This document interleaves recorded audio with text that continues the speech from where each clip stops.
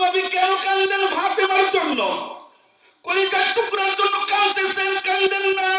দায়িত্ব আল্লাহ নিছে, জোরে কোন আল্লাহু আকবার। ইমামে হাসান হুসাইনের জন্য কান্দেন না, না না। আম্মা জান আয়েশার জন্য কাঁদেন না।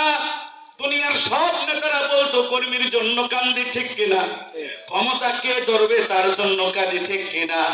কিন্তু আমার আপনার নবী হাবিবে কিবরিয়া ইমামুল আম্বিয়া বলেন না না না, ওরে আমার উম্মত, আখিরি জামানার উম্মতকে কে দেখবে, কে দেখবে?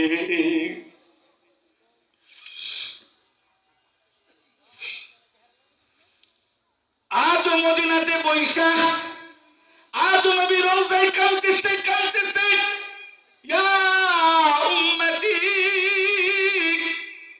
কঠিন কিয়ামতে ইয়া নফসি, সবাই বলবে আপনারে বাঁচাও, নিজেরে সেভ করো, সেভ মি, নিজেরে বাঁচাও। কিন্তু তোমার আমার নবী, বিশ্ব নবী বলে ইয়া উম্মতি, আমার উম্মতের কি হবে, আমার উম্মতের কি হবে, কাঁদতেছে। ও মুসলমান বন্ধুরে, হযরতে ফাতেমা রাদিয়াল্লাহু তাআলা আনহু রমজান মাসে সেহরি খাইছে। সেহরি খাওয়ার পরে আলী রাদিয়াল্লাহু তাআলা আনহু ফজরের নামাজ পড়তে চলে গেছে। আর ফাতেমা ঘরের ভিতরে দুইটা কাজ শুরু করছে। এক নাম্বার কাজ হলো রুটি বানাই দিচ্ছে, আরেক নাম্বার কাজ হলো অনেকগুলো কাপড় ভিজাইছে দেওয়ার জন্য। কিন্তু এশরাকের নামাজ যে জায়গাটায় পড়েন ফাতেমা, ওই জায়গাটা খালি। আলী রাদিয়াল্লাহু তাআলা ফজর পরে আসছেন, আয়েশা দেখেন যে ফাতেমা ওই খালি জায়গায় নাই, এশরাকের নামাজের জায়গায় নাই, এই কামগুলো শুরু করছে। তুমি কেন এতগুলো কাপড় ভিজাইলা? তোমার গায়ে বড় জ্বর, তোমার গায়ে বড় যন্ত্রণা। ফাতেমা আলীকে বলে না, জানো না, সেহরি খেয়ে রাত্রে ঘুমাইছি, স্বপ্নে দেখি আমার বাবা আমার ঘরের ভিতরে এসে গেছে। জোরে করে আল্লাহু আকবার। অন্ধকার ঘরটা বাবা আসার সাথে সাথে আলোকিত হয়ে যায়। অন্ধকার ঘর আলোকিত হয়ে গেল। আব্বা আপনি কি খুঁজতেছেন, কারে খুঁজতেছেন?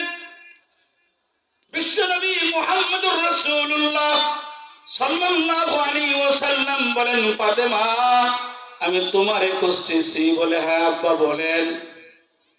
কত মহাব্বত, ভালোবাসা। আল্লাহর নবী চলে গেছে, ফাতেমার জন্য রওজায় বৈশাখ কাঁদে। ফাতেমা জমিনে দৌড়ায়, জমিনে দৌড়ায়, কাঁদে কাঁদে কাঁদে, কাঁদতে কাঁদতে বহু বাঁচাইছে বাবা। কোথায় আছে আবু বকর, কোথায় উমর, কোথায় আলী? আমার বাবা বহুদিন হয়ে গেল আমাদেরকে ছেড়ে চলে গেছে। হযরত আলীকে বলেন, আব্বাজান কি বলেছিল? আব্বাজান বলেছিল তুমি সেহরি খেয়েছো। বলে হ্যাঁ, আলীর সাথে সেহরি, ইফতার হবে আমার সাথে। এই কথা শুনতে শুনতে হযরত আলী কান্নাকাটি শুরু করে দিলেন। হায় হায় হায় হায়, জান্নাতের সরদারিনীকে তো আর বাঁচানো যাবে না। দুনিয়ার সবচেয়ে দামি জিনিস আমি হারাই ফেলছি। হায় হায়, হাসান হোসেনও কান্দে। হাসান হোসেনকে ফাতেমাতুজ জাহরা রাদিয়াল্লাহু তাআলা আনহা বলে, যাও তোমার নানাজির কবরের রওজায় চলে যাও। হাসান হোসেন রসুলের কলিজার টুকরা। কেমন কলিজার টুকরা? রসুল একবার দেখেন হাসান পানি চাইছে, পানি সফরের মধ্যে পানি চাইছেন, পানি। আল্লাহ রসুল সবার কাছে বললেন পানি আছে, বলে নাই। নবী দাঁড়িয়ে গেছেন, নবী হাসানকে কুলে নিয়ে নিজের জিহ্বা বের করে দেখুন, টান টানতে থাক। আবার হুসাইনকে কুলে নিয়ে জিহ্বাটা মুখের ভিতরে দিয়ে দেয়, পানি নাই। হাসান হোসেন বলে, মা জীবনে কত মধু খাইলাম, এত মজা লাগে নাই। আমার নানাজির জিহ্বার ভিতরে এত মজা। জোরে করে আল্লাহু আকবার। আমার নানাজি এত। হাসান হোসেন কবর রূপে ডাকে, নানা না না, আমার মাও কান্দে, আমার বাবাও কান্দে কেন?